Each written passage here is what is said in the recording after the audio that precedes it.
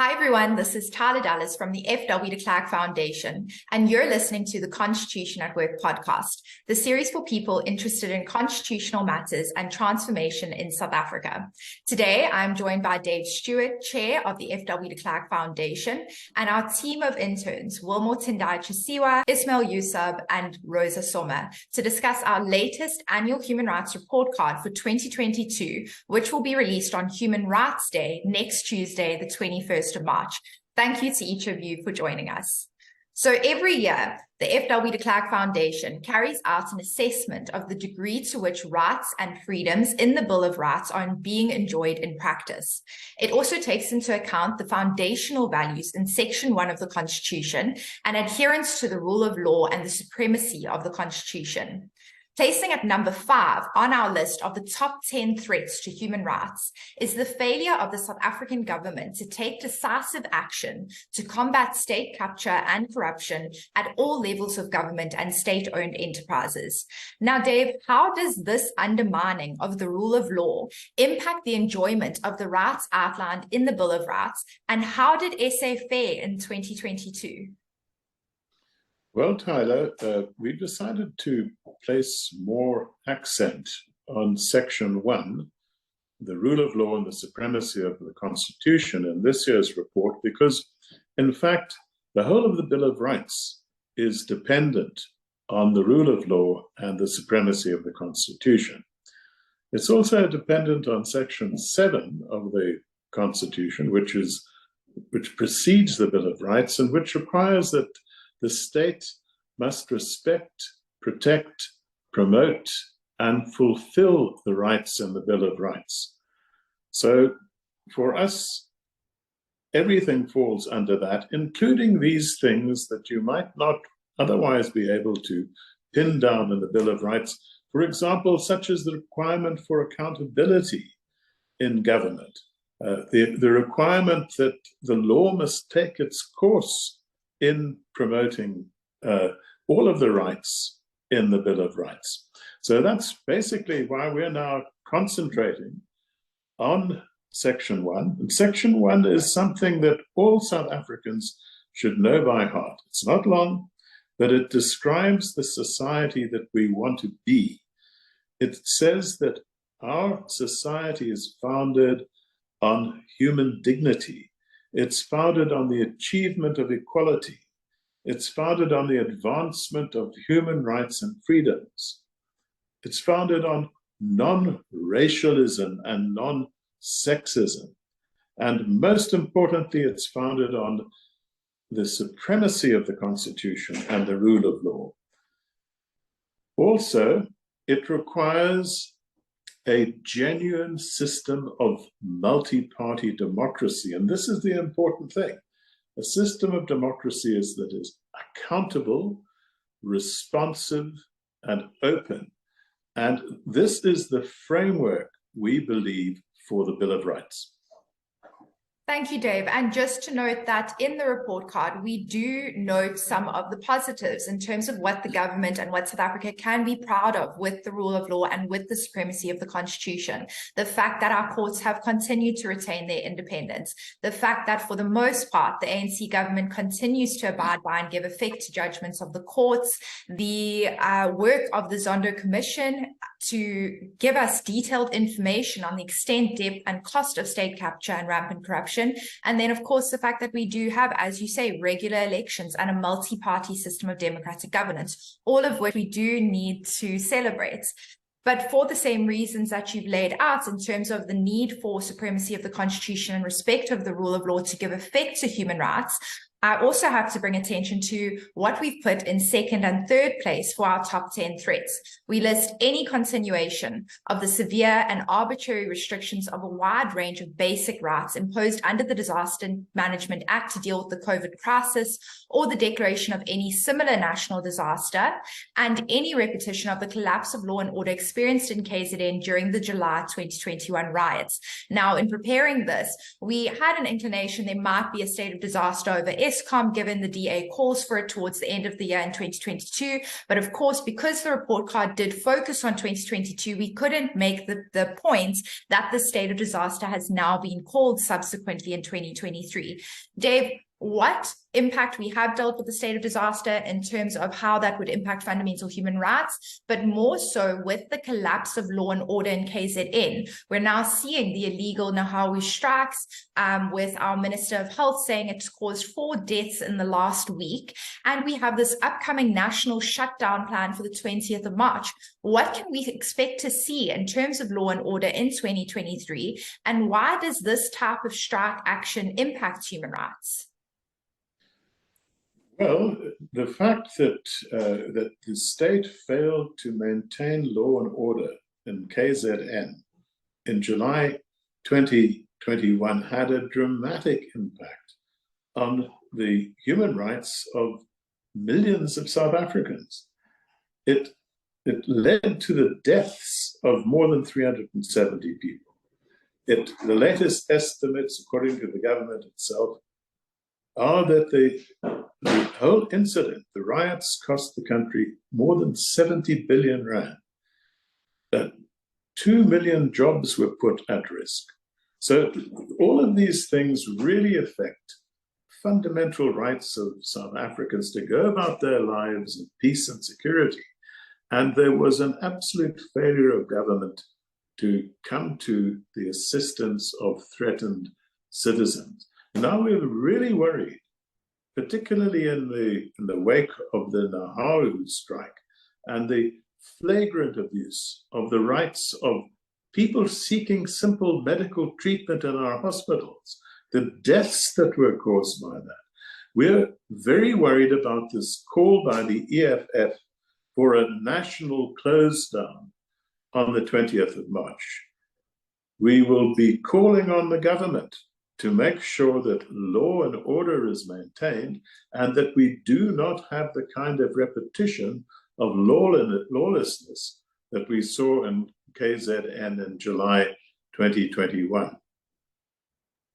Thank you, Dave. And I think what it does show with this national shutdown is the strength of our right to assembly, demonstrate, and picket. So again, let's not forget that that human right is very strong and being very well enjoyed in South Africa, but of course it must be within the bounds. And I think that that speaks again to the interconnected nature of different rights in the Bill of Rights with the rule of law, with the supremacy of the Constitution.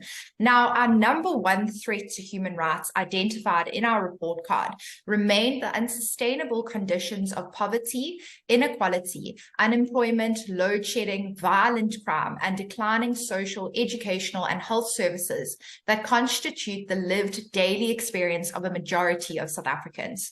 Rosa, you did research on children's rights. Tell us what your research into basic nutrition and shelter tells us about the poverty in South Africa. Thank you, Tyla. So about 13 million children in South Africa live in poverty, and there are about 60% of all children who suffer of this limited future prospects. The effect of this can be seen in the lack of basic nutrition, although it is guaranteed in the Constitution. The research showed that about 32% of the households with children experience hunger, and about 26% are at risk of hunger. At their young age, healthy nutrition is crucial for their development and as well for their academic performance. Yet around 27% of the children under 5 are stunted as a result of this lack. And this high number indicates that the state of the implementation of this right is concerning. Even though rising inflation and the food prices are influential factors, as well as high unemployment, the majority of children do not even live with 2 possibly income-earning parents. Almost 18% live in child-headed households, which poses a major challenge to the well-being and the wealth of the children and makes them particularly vulnerable to poverty. Thank you, Rosa. Ismail, you looked into the right to equality. Talk to us about your research on the 2022 unemployment stats and wealth distribution. What did this tell us about the state of inequality in South Africa? Thank you very much, Tyla. What this told us summarily was that inequality is really bad in South Africa. In fact, so bad that we can give it the worst possible rating, and there sadly doesn't even seem to be any prospect for bettering this right. So 2022 was a consequential year. It was the first year post-pandemic. But even though the COVID state of disaster was lifted in 2022, the effects of the pandemic exacerbated levels of inequality, rising from severe impacts on unemployment, from economic activity, and economic growth. Now, let's get into the stats. In 2022, the official unemployment rate stood at 33.9% during the second quarter. Now, that's down from a record high of 35.3% in the fourth quarter of 2021.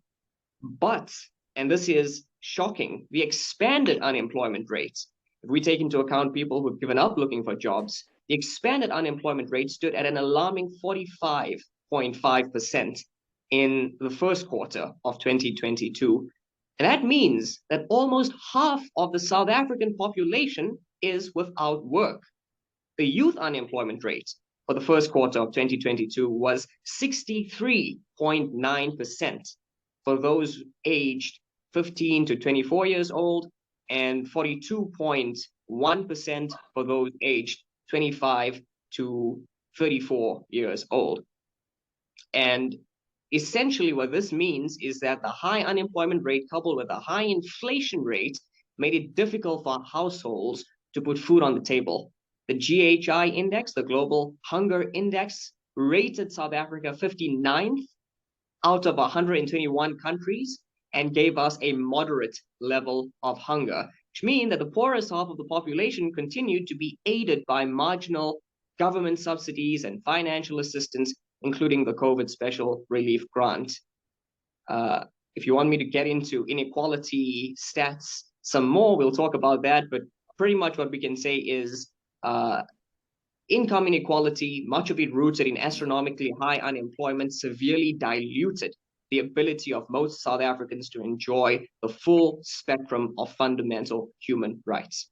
Thank you, Ismail. And as you say, that marginal grant that we're seeing, it's 350 Rand a month. I mean, it's not enough to pull people out of poverty and to really get them back on their feet and to get households back on their feet, which is why this number one threat remains the number one threat, unfortunately. But as you say, income inequality does impact the ability of South Africans to enjoy other fundamental rights, one of which includes the right to freedom of trade, occupation, and profession. We also noted the impact the Employment Equity Amendment Bill would have on the right to freedom of trade, occupation, and profession. This bill was approved by Parliament in 2022 and currently awaits the President's signature. We also looked at the controversial National Health Insurance Bill and the impact not only on the right to freedom of trade, occupation, and profession, but also on the right to health. Dave, why is the Foundation concerned about these two bills? We support the idea of a broadly representative market, but we are fundamentally opposed to the idea that people should be appointed and promoted basically on the question of race. So the new bill, the Employment Equity Amendment Bill, will give the minister the ability to dictate to companies how many people from different racial groups there must be at all levels of their operations. Now, the government has done this already in the public service, so that it is almost down to 2 decimal points. If you represent, or your group represents 8.2% of the population, then you're entitled to 8.2% of the jobs in a government department at all levels. So it no longer has anything to do with your qualifications, your experience, or with merit. And once you start doing that, you start driving merit out of your organization. And a lot of observers believe that the application of this rigid broad-based economic empowerment on the public service is one of the main reasons for the failure of government to deliver vital services across the spectrum. So we're worried about that because we believe it is also irreconcilable with that foundational principle of non-racialism. Secondly, as far as the National Health Insurance Bill is concerned, once again, it's a great idea to have universal healthcare. All countries want this. There's no doubt that we need to improve delivery of health services to all South Africans. But the first step in that process should be for the government to dramatically improve the delivery of existing hospitals and clinics throughout the country. And that is simply not happening. Far from it. Those institutions are declining rapidly. So the first step in reforming health delivery should be to ensure that the existing public health system works effectively. After that, let's look at ways and means of covering those South Africans, particularly those South Africans who earn too much to qualify for basic health care in government sector and too little to qualify for private medical health care. There are lots and lots of ways this can be tackled successfully. But the government's proposal of having a central buyer for all medical services in the country would be inaffordable. It would cost an estimated 450 billion rand a year, i.e. as much as the country earns from income tax. And it would then discourage our very good doctors and medical experts and private sector medical services, to the extent that opinion surveys have shown that a high percentage of South Africa's doctors would simply emigrate. So it is catastrophic. It just simply hasn't been properly costed. The idea is great. Let's improve medical healthcare, but start by fixing the broken hospitals and clinics in the country. Definitely. And I think exactly like you say, the idea is great. We're just looking for the how. How will this be executed without plunging the country into a debt that it simply cannot afford? So another massive impact that we noted on many rights for 2022 was load shedding.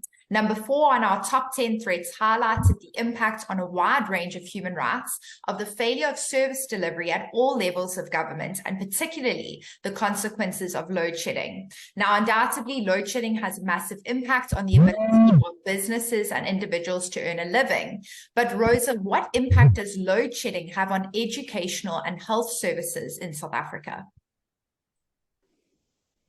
Yeah, so this year was massive load shedding with almost 200 days, the by far worst year at all. And that impacted all areas of life, particularly, as you said, education and health. Hospitals are critical infrastructure which should be protected with all means to secure human life. Yet only 77 of 400 hospitals are exempt from load shedding. They should be equipped with generators, surely, but even minimal electricity outtakes can damage the sensitive machines. The limited access and instability of electricity supply has also led to a backlog of surgeries, causing many patients to wait long periods for crucial operations. Furthermore, load shedding hit the service delivery, particularly in KwaZulu-Natal, additionally to the challenges of the floods. The outages of electricity led to failure of water pumps and thus uncontrolled sewage spills. The problem there is that the water quality decreases and E. coli bacteria contaminate it and can cause serious health damage and obviously limit the access to clean water. Looking at education, major impacts of load shedding can be seen as well. Proper learning conditions require consistent access to electricity. This starts with safe school transportation, or then is unsafe due to failing traffic lights and delays, moves to restrictions in access to electronic devices for learning, and ends with studying by candlelight at the night. It is disruptive for teaching as well, as classroom with natural lights and lag generators as well. Thank you, Rosa. Now, number 6 on our top 10 threats was the failure of the state to protect lives, bodily integrity, and property, evidenced by unacceptable rape and robbery statistics and a disturbing increase in the number of murders. The foundation noted an increase in murders of 39% when compared to 2020 figures. Ismail, talk to us about these crime stats for 2022. During 2022, South Africans continued to experience high rates of violent crime, including murder, armed robbery, rape, and other sexual offenses, as well as violence against women and children. This poor performance reflected the state's lack of effective capacity to protect individuals, and especially South Africa's most vulnerable populations, from violence. So, according to the South African Police Service, according to their stats, there were some 22,095 attempted murders during 2022. And that's shocking because that's a steep increase of 18.1% when compared with 2021 stats. There were also 162,842 cases of assault causing grievous bodily harm, and that's an increase of 13.6% from the previous year. And a steep, shocking, dramatic 169,963 cases of common assault, and that's an increase of 13.7% compared to the previous year's figures. SAPS, the South African Police Service, also reported 41,739 cases of rape during 2022, although this figure is a bit murky because it is generally acknowledged that only a small proportion of rape cases are ever actually reported to the police. Even so, according to the World Population Review, South Africa's rape rate is 72 rapes per 100,000, and that puts us sadly in the rank of the third highest in the world, according to our rape rate. So GBV, gender-based violence, also presents a big issue. When talking about crime, GBV remained a critical issue for South African women, despite the government's so-called National Strategic Plan on Gender-Based Violence and Femicide. Despite this, attacks on women continued to increase during 2022. Government has played some role in trying to combat this. The National Council on Gender-Based Violence and Femicide Bill, which currently stands before Parliament, will establish a multi-sectoral, independent and advisory body comprising of representatives from governments and civil society to coordinate and to implement the National Strategic Plan on GBV and Femicide. And of course, we hope that that reduces somewhat the high stats that I've mentioned. Part of that plan called on government to finalize and promulgate legislation to decriminalize sex work, for instance. And this follows the view that the ongoing criminalization of sex work contributes to GBV and contributes to femicide, as it leaves sex workers, for instance, unprotected by the law. During 2022, there were also 2 bills that were brought before Parliament to tackle the GBV problem and to reduce crime. And these 2 bills were the Criminal and Related Matters Amendment Bill, that was, or rather, let me say, the Criminal and Related Matters Amendment Act that was signed into law, which will make it more difficult for sexual offenders to be granted bail and would give survivors of sexual violence or their relatives a greater voice when it comes to granting offenders parole. And the second act that was signed into law to address GBV was the Domestic Violence Amendment Act, which will extend the definition of domestic violence to victims of assault who are dating or engaged or involved in customary relationships, so that GBV and any of these relationships may in future be dealt with under that act. And of course, we hope that all of these measures by the government brings the high crime stats down, but currently South Africa has a very poor record of high crime levels. And there's been sadly no improvement since the previous year. Thank you, Ismail. And I think exactly like you've noted, there are some efforts from government in terms of different acts and different plans in order to address some of these stats. But Dave, what do these high murder rates tell us about the ability of the South African government to protect security of the person? Well, you know, Tyler, one should be wary of statistics because for most people, 100,000, 10,000 doesn't mean very much. But let's put it this way. Between 1990 and 1960 and 1994, the total number of people killed in political violence was about 23,000. That's a period of 34 years. That was the whole struggle. Now, last year in 2022, we had 27,066 people murdered in South Africa. So in 1 year, more people were murdered in civil murders than were murdered in the whole of the liberation struggle. Not only that, if you look at the number of people who have been murdered since 1994, it is now well over 500,000. That is more than the number of people that the British or the Americans lost in the Second World War. So it is a shocking proportion. And it is a reflection of the failure of the state to carry out one of its most basic functions, and that is to protect the lives and property of citizens.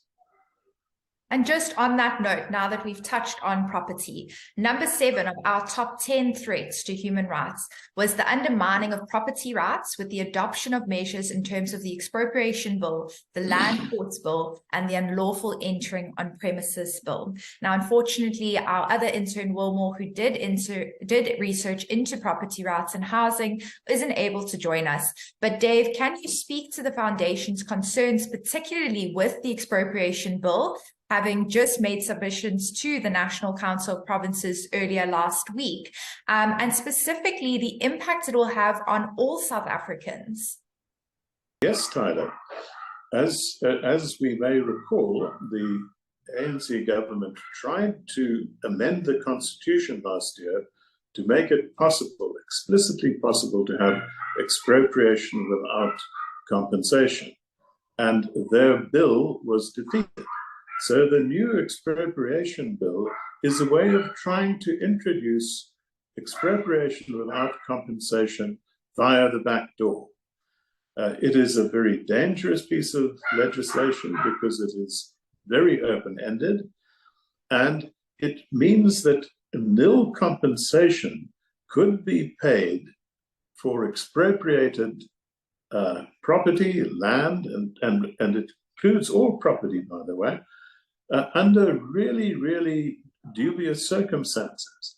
For example, if somebody just occupies your land, if there's an illegal land occupation, it could then be argued that you have lost control over your property. And one of the circumstances under which nil compensation may be paid is if you've lost control over your property.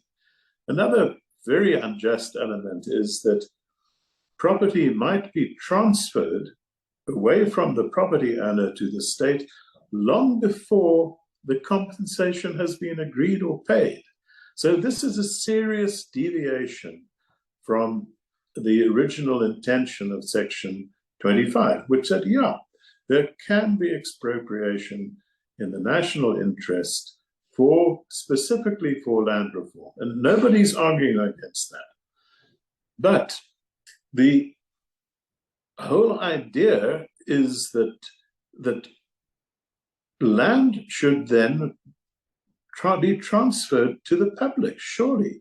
And that is, the new owner should own the land. And the way the government is now designing this is that the government will be the landowner and the population will be tenants. So a lot of it depends on the definition of land reform.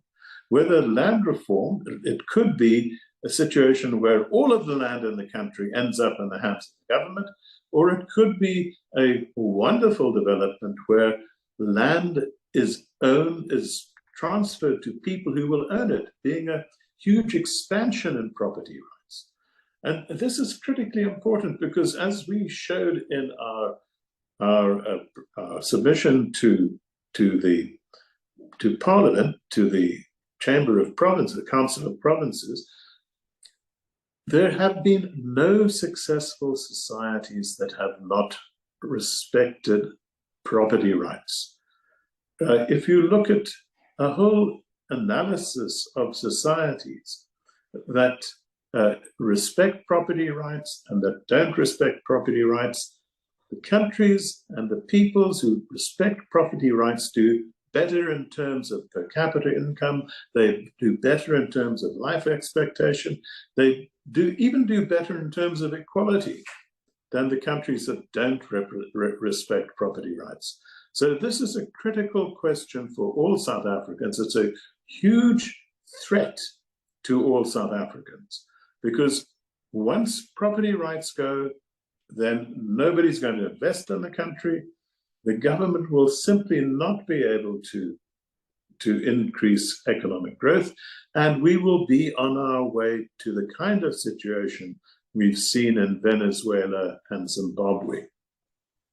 Now, we've already had quite extensive conversations about the expropriation without compensation concept and trying to apply it to South Africa. So we will have a link in the video here, links to those videos for our viewers to go and see what we had to say about that. Just touching on the Land Court Bill, the impact that we noted for the 2022 Human Rights Report was that critics fear that the government, through the Land Court Bill, will have the final say in the appointment of assessors and judges of land courts and land appeal courts that will deal with expropriation without compensation. And in the words of Minister of Justice Ronald Lamola in April 2021, be a game changer in facilitating expropriation without compensation. So the Land Court Bill was something that we noted in access to courts as something that would actually impact and inhibit a person's ability to access courts. The next threat that we noted, placing number 8 on our top 10 threats, was the serious erosion of non-racialism through the implementation of 132 race-based laws, including the Employment Equity Amendment Bill, the Legal Sector Code and others, and the failure of the state to prohibit incendiary, racist hate speech by prominent political leaders, such as that we heard from Mr. Julius Malema last year, October, where he told his followers they should never be scared to kill because a revolution demands killing. Ismail, you track developments relating to equality and specifically with regards to racial discrimination. What were your findings for 2022? Well, having dug extensively into research in this regard, I think I can say that racial discrimination relating to equality has been on the down low. I think that we haven't really made progress in that respect. And this isn't a recent issue. One would expect that South Africa, with its dark past, is able to navigate the racial discriminatory divide quite well. But sadly, we've seen that since the Constitutional Court's 2004 judgment in the Minister of Finance versus Van Heerden case, it has been generally accepted that the government may discriminate against South Africans, against white South Africans, to address continuing inequalities arising from racial discrimination before 1994. In fact, if you were to have a look, you mentioned high-ranking politicians, if you were to have a look at the then Deputy President Cyril Ramaphosa's stance, he stated that such discrimination will continue until these inequalities have been substantially eliminated. In fact, he went on to say that race will remain an issue until all echelons of our society are demographically representative. So the failure of government to take an uncompromising stance against racial rhetoric and racial violence was indeed highlighted in its complete silence in condemning Julius Malema's statement at an EFF rally in the Western Cape in October last year that called on his supporters to attend to an unidentified white man and, as you say, never be scared to kill, as a revolution demands that at some point there must be killing. At that same meeting, we saw Tragically, there were posters displayed proclaiming that the honeymoon is over for white people in South Africa and that a revolutionary must become a cold killing machine motivated by pure hate. I think that, morally speaking too, politicians should take the moral high ground and shouldn't reduce themselves to mudslinging like this. On the 9th of November 2022, the South African Human Rights Commission found that certain parts of Julius Malema's speech and some of the posters and banners displayed at the event, prima facie, individually and collectively, constituted incitement of violence, hate speech, and possibly other transgressions of the Promotion of Equality and Prevention of Unfair Discrimination Act. It gave Malema, the SAHRC, South African Human Rights Commission, gave Malema and the EFF 10 days to retract and apologize for their unlawful statements, and then to desist from further promotion of hatred and violence, stating that if they fail to do so, the Commission will proceed to the Equality Court for appropriate interim interdictory relief. Sadly, though, at the time of writing, at the time of speaking now, March 2023, there was still no indication that the South African Human Rights Commission did in fact approach the Equality Court.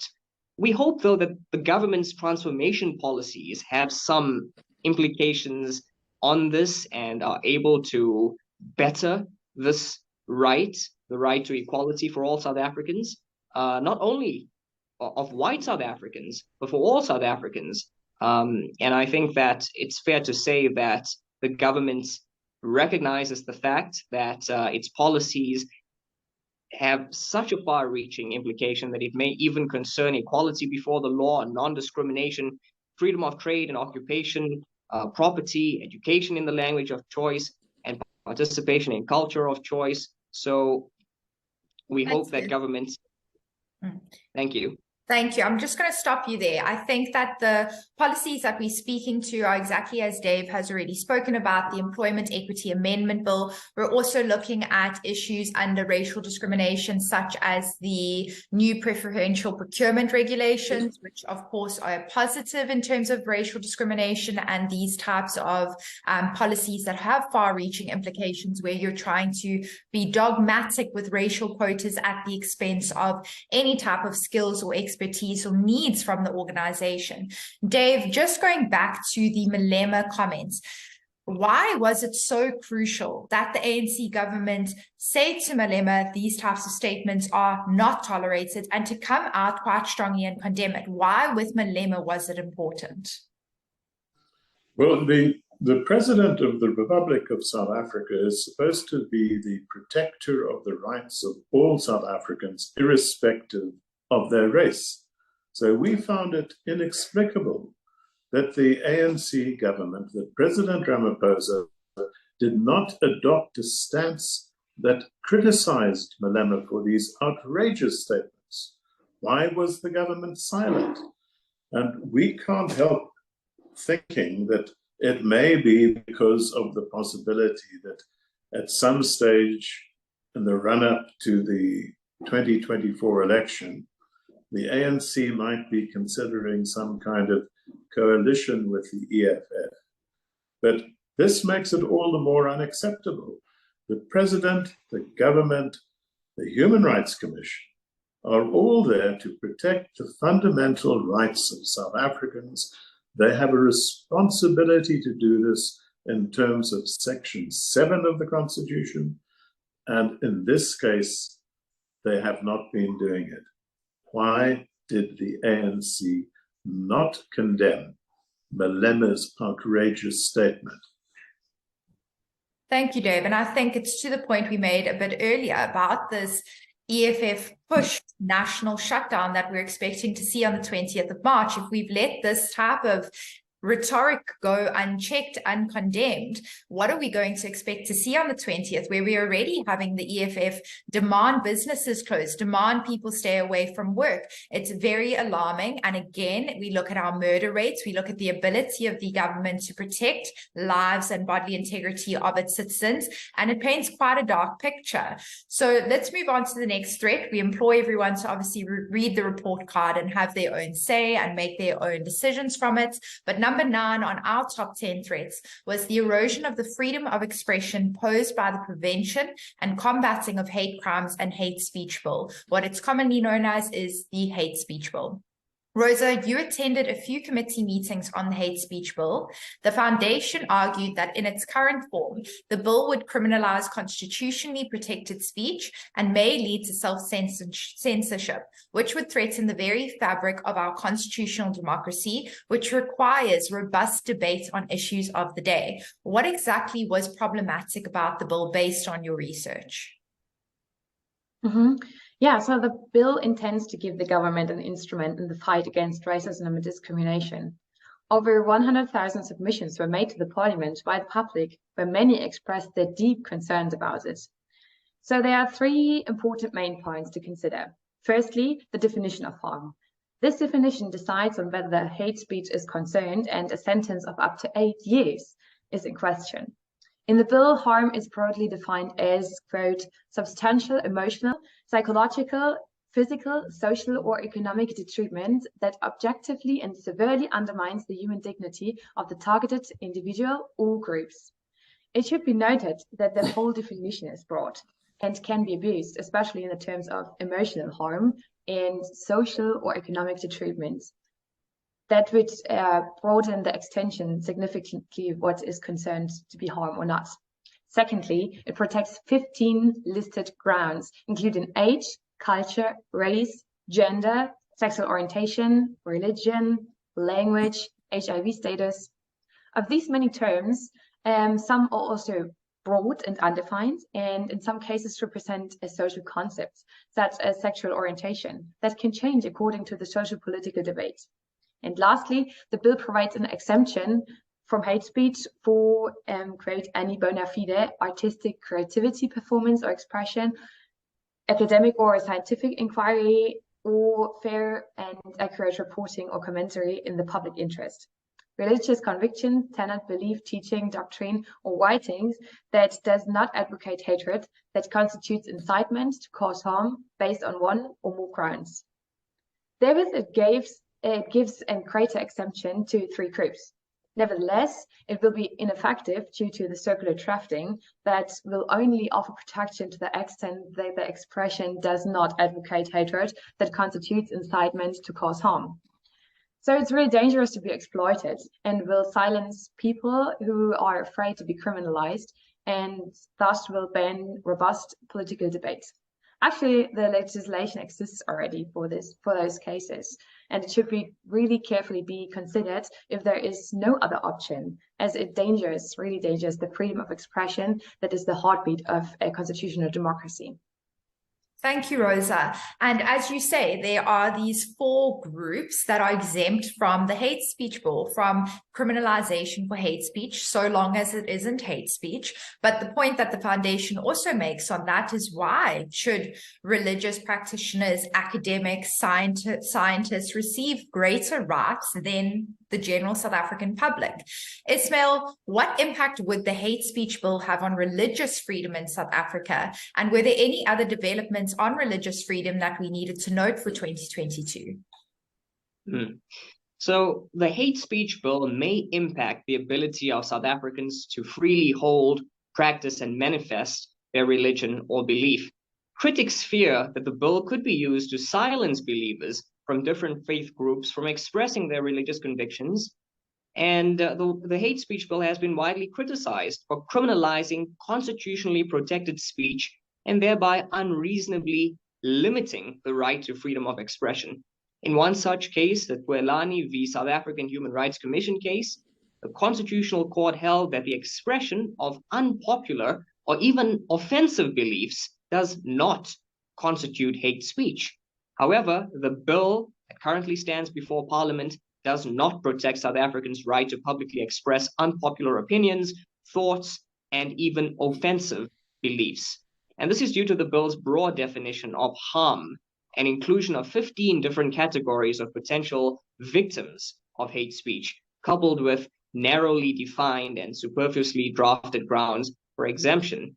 And so you mentioned developments in that regard. One such development comes in the form of the case of the National Coalition for Gay and Lesbian Equality versus the Minister of Justice, where in that case, the Constitutional Court held that persons who, for reasons of religion or other beliefs, disagree with or condemn homosexual conduct are freely allowed to articulate their beliefs. However, still it should be noted that the bill has been said to discriminate against many different groups of people. The Constitution prohibits any discrimination based on religion or belief, and as such obligates a government to respect and promote these rights for all individuals and ensure that there is equal treatment and protection afforded to all communities. And exactly how that equal protection is going to be afforded, we will definitely be monitoring in 2023. I also just wanted to speak to a development that we did track for 2022 in religious rights with the updated white paper on marriages. Ismail, can you talk to us about that? Why was there this push, and what recognition will it give to some marriages or religious marriages that aren't currently recognized? Absolutely. So the Muslim Marriages Bill was tabled before Parliament in 2010, a long time ago, with the intent that it would address inequalities regarding the recognition of Muslim marriages. Currently, Muslim marriages that are not subsequently solemnized in a civil office are not recognized by the state. And this means that spouses in Muslim marriages do not enjoy the same legal rights and protections as spouses in customary marriages or civil unions. However, towards the end of 2021, the Women's Legal Center brought up a case against the President of the Republic before the Constitutional Court, which heard arguments regarding whether the state was constitutionally obligated to enact legislation that recognized and regulated Muslim marriages. The Constitutional Court refrained from issuing a ruling on the matter, but thankfully, the government, however, began to process a draft of a new marriage act that would recognize all marriages, regardless of religion or sex, and publish an exploratory green paper in this regard at the end of 2021. Thank you. So we're going to close now with our last threat identified. Aptly, it is number 10 on our list of the top 10 threats to human rights, and it was the continued erosion of language rights resulting from the implementation of the Basic Education Laws Amendment Bill, or BELA Bill, as it's more commonly known, the failure to implement the Use of Official Languages Act, and the erosion of the right to education in the language of choice at all levels of public education. Dave, why is the foundation worried about language rights? What did we see in 2022? Well, Tyla, language rights are so fundamental to our constitutional system that they are in the opening paragraphs of the Constitution. They actually are more powerful and stronger than the elements in the Bill of Rights, which can be limited. You can't limit the rights in Section 6 of the Constitution, which deals with language rights, and the government has failed dismally to give effect to those rights. It was supposed to develop our indigenous languages. It hasn't done so, and this is to the huge detriment of tens of millions of South Africans, Zulus, Tswanas, Xhosas, who cannot really get education in the language of their choice at primary and secondary schools. That's a huge disadvantage when they come to write matric. It means that the government hasn't implemented the provisions of its own Official Languages Act, which requires all government institutions to have language policies. These aren't even monitored any longer. So the government is failing to observe its absolute responsibilities in terms of the critical element of the Constitution. Not only that, it's going further. It is undermining existing language rights. For example, with the BELA Bill. The BELA Bill will, or the Basic Education Law Amendment Bill, will give the NEC and a province the right to interfere with a school governing body's decision relating to the language of tuition. And we've seen how there has been a tendency to try to impose English language dual medium on existing single language Afrikaans schools. The reality is that as soon as you do that, it has been shown, not only in South Africa, but throughout the world, as soon as a regional language is put in competition with an international language like English, the regional language is very quickly eliminated.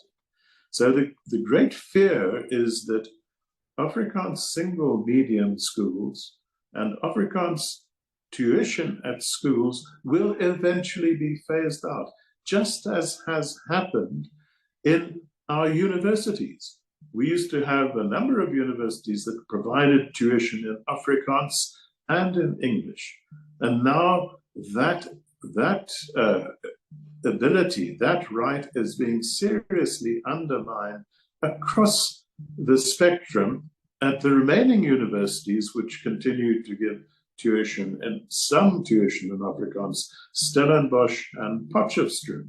So we've had the shocking incident earlier this month or last month, where first-year students, Afrikaans-speaking first-year students at Stellenbosch, were prohibited from speaking Afrikaans to one another, even in their own rooms, during the orientation period. Now that's unacceptable. And once again, government is not carrying out its responsibilities in terms of Section 7 of the Constitution to ensure that all of the rights in the Bill of Rights are enjoyed by all of South Africa's citizens. Thank you, Dave. And thank you to our audience for joining us for this episode of the Constitution at Work. The Foundation's Human Rights Report Card for 2022 will be released on Tuesday, the 21st of March, Human Rights Day. Make sure to follow us on Facebook, Instagram, LinkedIn, and Twitter at FW de Klerk Foundation. Keep up with our latest news. Remember to like, subscribe, and turn on post notifications to be alerted when our next video is up. If you have any feedback on today's episode, please feel free to have your say in the comments section. We look forward to checking in again soon.